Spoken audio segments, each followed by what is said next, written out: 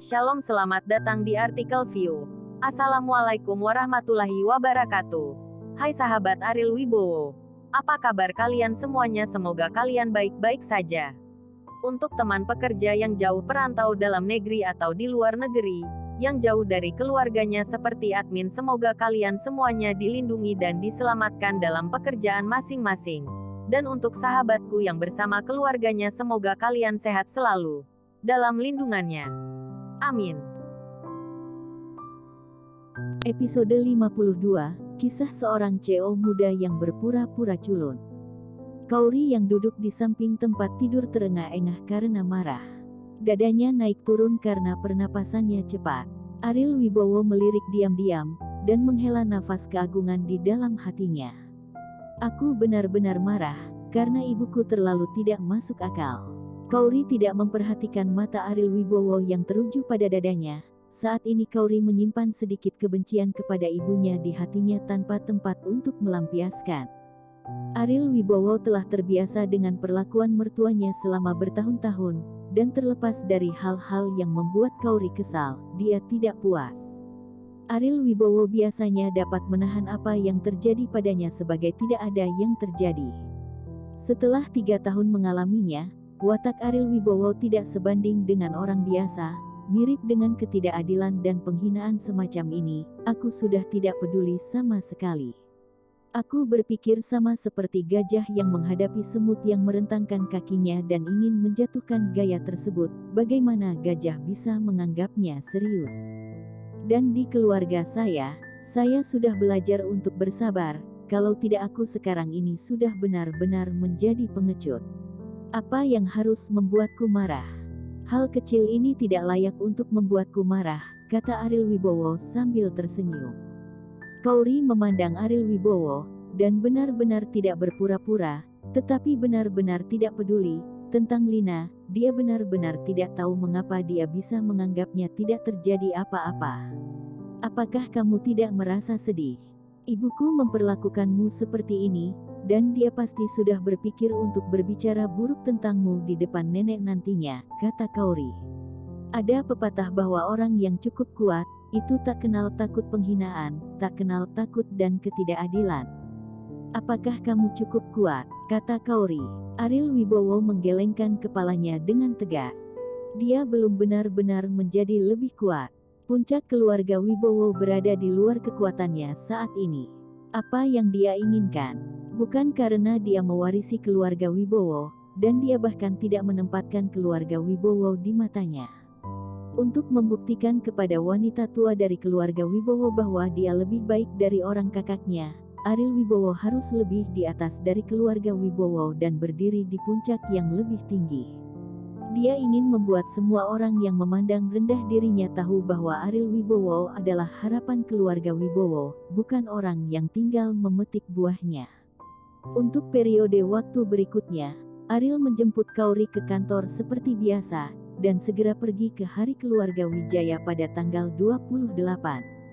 Pada hari itu, Ariel Wibowo mengantar keluarga yang terdiri dari 3 orang menuju Villa Wijaya.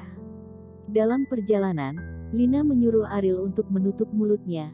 Jangan mengatakan apapun yang tidak boleh dikatakan, yang terbaik adalah tetap menjadi culun. Ketika dia tiba di Villa Wijaya, orang-orang dan kerabat keluarga Wijaya sudah ada di sana.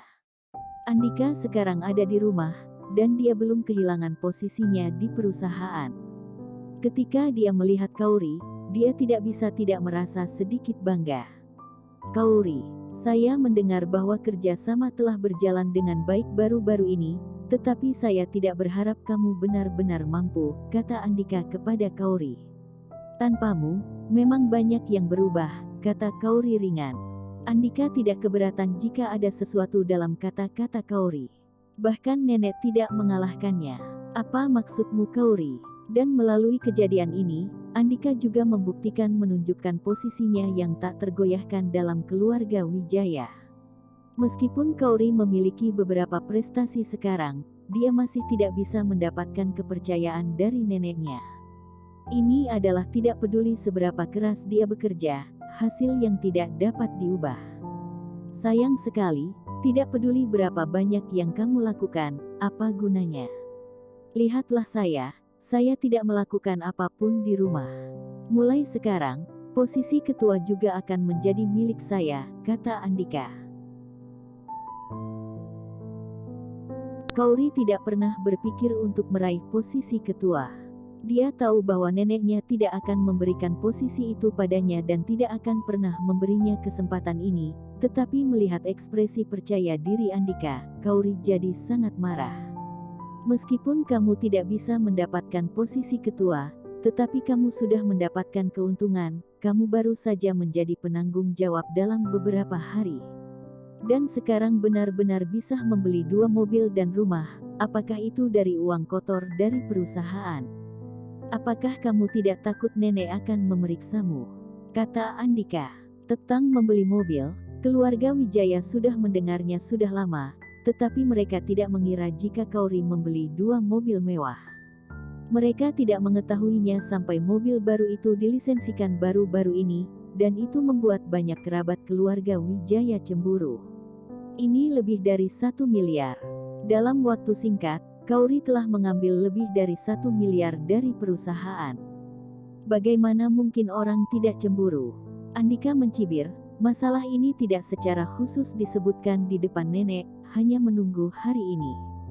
Dia ingin melihat bagaimana Kauri menjelaskan.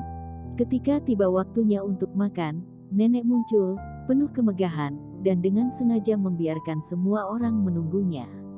Keluarga kecil memiliki banyak aturan, tetapi sangat disayangkan bahwa mereka semua melakukannya dengan sengaja. Dibandingkan dengan aristokrasi nyata, mereka tidak pada level yang sama. Tapi mereka menikmatinya. Nenek, nenek, bu, bu. Semua orang menyapa wanita tua satu persatu, dan mereka berani duduk setelah wanita tua itu duduk. Aril Wibowo masih tidak pergi ke meja utama, tetapi duduk di meja makan kecil bersama sekelompok orang. Andika memandang Sofia secara khusus. Sofia berkata kepada Kauri, "Kauri, aku lihat kamu membeli 2 mobil di rumahmu, mengapa kamu tidak berencana untuk memberi tahu nenek?" Wanita tua itu mengerutkan kening ketika dia mendengar ini. Dia tahu bahwa Kauri sedang membeli mobil. Saya tidak bermaksud mengejar masalah ini, tetapi ini adalah pertama kalinya saya mendengarnya setelah membeli 2 mobil. Posisi Kauri benar-benar patut ditiru. Tidak butuh waktu lama untuk duduk sebagai pemegang kontrak, dan dia sudah bisa membeli 2 mobil.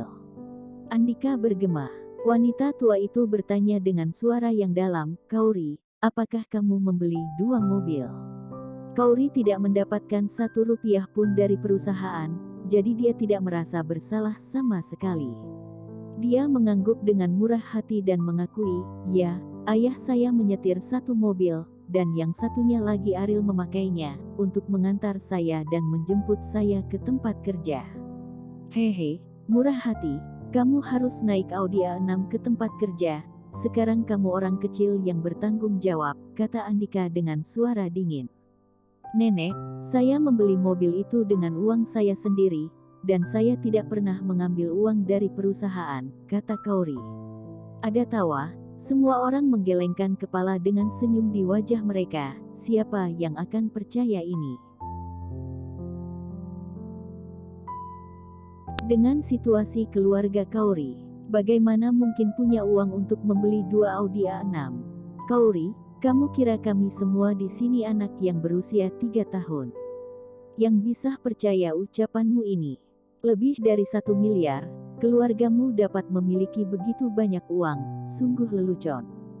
Kamu benar-benar tidak tahu bagaimana cara mengarang.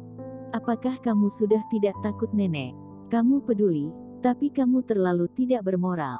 Ya, kamu sangat tidak konsisten dan melanggar aturan keluarga. Bagaimana kamu akan menahan orang lain di masa depan?" Kalimat ini setara dengan mengingatkan orang tua, jika nenek tidak peduli dengan Kauri, masalah lain akan berantakan. "Kauri, kamu sebaiknya menjelaskan masalah ini dengan jelas," wanita tua itu berkata dengan tajam. "Benar." Andika tiba-tiba berdiri saat ini. Berkata kepada wanita tua itu, "Nenek, ada satu hal lagi yang kamu tidak tahu. Kebanyakan orang di sini tidak tahu. Dia tidak hanya membeli 2 mobil. Saya mendengar bahwa dia akan pindah rumah. Dia akan tinggal di sebuah rumah baru pada tanggal 15 bulan depan. Kauri tidak memberitahu kami tentang masalah ini, dan saya tidak tahu apakah itu karena dari uang yang kotor. Begitu kata-kata ini keluar, ada keributan di tempat kejadian. Kauri bahkan membeli rumah tanpa memberitahu mereka bahwa itu bukan dari uang perusahaan. Kauri, kamu terlalu berani. Bahkan jika kamu mendapatkan kerja sama dengan LKK Technoscience, kamu tidak harus begitu terang-terangan. Katakanlah, berapa banyak uang yang kamu ambil dalam perusahaan? Bu, ini hal yang benar-benar tidak bagus. Jika kamu terus diam, seluruh perusahaan tidak dapat dikosongkan olehnya. Semua orang sangat marah sehingga mereka ingin menggunakan kesempatan ini untuk menginjak-injak Kauri sampai mati. Wanita tua itu juga sangat marah. Seseorang di perusahaan menghasilkan uang. Dia hanya menutup satu matanya, tetapi Kauri sangat berlebihan. Jika dia tidak mengajarinya dengan baik kali ini, siapa yang akan menaruh aturan di matanya di masa depan? Kauri, apakah kamu akan memberiku penjelasan yang sempurna? Nada bicara wanita tua itu sangat dingin. Apakah kamu benar mendapatkan uang dari perusahaan?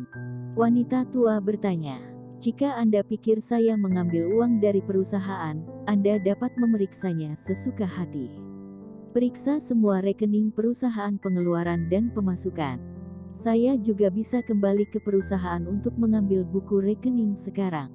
Hadapi konfrontasi, kata Kauri tanpa panik. Mengapa dia harus takut pada hal-hal yang belum pernah dia lakukan sebelumnya? Mereka yang hadir di sini, yang pernah menggelapkan uang di perusahaan, mendengar Kauri akan memeriksa semua tabungan, ekspresi mereka berubah. Karena cek ini, siapa yang bisa melarikan diri?